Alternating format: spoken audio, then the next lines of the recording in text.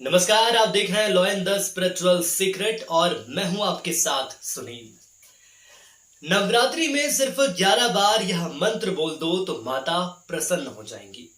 जी हाँ साधकों, आज हम बात करने वाले हैं नवरात्रि की। माँ रानी का ये पर्व चल रहा है, नवरात्रि का पावन पर्व चल रहा है।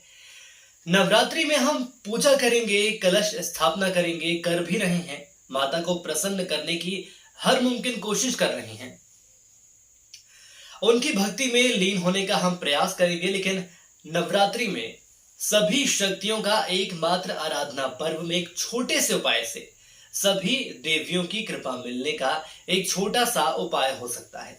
जी हाँ, मात्र 11 बार, सिर्फ 11 बार मंत्र को बोल दें और माता की कृपा हो जाए तो इससे बेहतर और कुछ उपाय नहीं हो सकता। चलिए आज हम आपको कुछ ऐसी जानकारी देंगे, ऐसे उपाय हैं, हम आपको बताएंगे। कहते हैं कि पृथ्वी घूमती है, यह हम सभी को पता है, तो यह स्वयं घूमती है, इसके साथ ही आसपास के ग्रहों को भी घुमाती है। तो यह नवरात्रि, शिवरात्रि, सभी प्रकार के पर्व जब अश्विनी पक्ष की शुक्ल पक्ष की प्रथमी और नवमी तक के दिनों में होते हैं तो ये ऊर्जा देने वाले होते हैं। ऊर्जा देने से मतलब क्या है? तात्पर्य यह है कि ऊर्जा देने वाले सभी ग्रह इस पृथ्वी के आसपास रहते हैं और इसीलिए यह ऊर्जा प्राप्त करने का सबसे बेहतर समय होता है। जब हम ऊर्जा प्राप्त करते हैं तो जीव समृद्धि चाहता है, शक्ति चाहता है, ऊर्जा चाहता है। उसके लिए यह सबसे बेहतर समय, सबसे बेहतर काल माना जाता है। ग्रहों की जितनी भी ऊर्जा होती है इस समय पृथ्वी के सबसे करीब रहती है और इसी दौरान हम शक्ति की पूजा करते हैं, आराधना करते हैं। कोई कुल देवी की पूजा करता है तो कोई मां लक्ष्मी की पूजा करता है।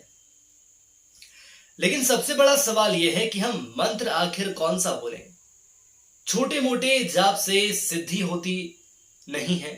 बड़ा मंत्र बोलो तो जितना बड़ा मंत्र रहता है मनुष्य से उतनी ही गलतियां होती हैं, क्योंकि हर व्यक्ति मंत्र को उतनी शुद्ध तरीके से उच्चारण नहीं कर पाता, यह सच बात है। तो शॉर्टकट में, यानी कि एक छोटे मंत्र में 1000 नामों का उल्लेख हो जाए, क्या ऐसा भी होता है? आखिर ऐसा कौन सा मंत्र है? शास्त्रों में भी यह विदित है कि शास्त्र कहता है कि केवल 7 नाम बोलने से हजारों नाम लेने का लाभ जो है वो हमें मिल सकता है, वो आपको मिल सकता है। मां लक्ष्मी की बात करते हैं, उनके यंत्र की बात करते हैं तो श्री यंत्र यानी लक्ष्मी का यंत्र, लक्ष्मी, मां सरस्वती, यह दोनों ही दासी बनकर जिनके दरबार में रहती हैं, ऐसी ललिता त्रिपुर सुंदरी माता हैं। माता श्रीनगर में है और इसीलिए इस यंत्र का नाम श्री यंत्र है। तो धन की देवी मां लक्ष्मी और ज्ञान की देवी मां सरस्वती, ललिता की साधना करने से इन दोनों भगवती से भी फल हमें मिलता है। महात्रिपुर सुंदरी मां को आखिर क्यों बुलाया जाता है? क्योंकि तीनों लोकों में उनसे ज्यादा सुंदर कोई नहीं है। कहते हैं कि रामचंद्र परमानंद ने अपनी साधना में कई देवी देवताओं के दर्शन किए, उल्लेख है ये। वो खुद ये बताते रहे कि कई देवी देवताओं के दर्शन वो कर चुके हैं, लेकिन महात्रिपुर सुंदरी की सुंदरता के आगे कोई नहीं ठहरता है। नवरात्रि में अगर कोई साधना करता है तो उसे शक्ति मिलनी चाहिए, ज्ञान मिलना चाहिए, धन मिलना चाहिए। और जो लक्ष्मी की पृथक साधना करते हैं उन्हें धन मिलता है और जो मां सरस्वती की साधना करते हैं उन्हें ज्ञान की प्राप्ति होती है। उन्हें वो ज्ञान मिलता है जिसका उन्हें इंतजार रहता है, वो लक्ष्मी मिलती है जिसका का उन्हें इंतजार रहता है। लेकिन ललिता मां भगवती की साधना करने से 33 करोड़, जी हाँ 33 करोड़ देवताओं देवियों का फल मिलता है। जो श्री यंत्र आप घर में रखते हैं यह मां भगवती का है, मां लक्ष्मी का नहीं है। मां भगवती में असीम शक्तियां हैं। नवरात्रि की वो नायिका है, मां भगवती हैं वे देवी दुनिया में पूजने लायक हैं, जहां मां लक्ष्मी और सरस्वती भी उनकी दासी है। और इसीलिए सहस्त्र नाम पाठ से मां भगवती को खुश करते हैं। हर एक साधक, हर एक श्रद्धालु, हर एक भक्त ये करना चाहता है, लेकिन हर कोई ये नहीं कर पाता है क्योंकि ये बहुत मुश्किल होता है।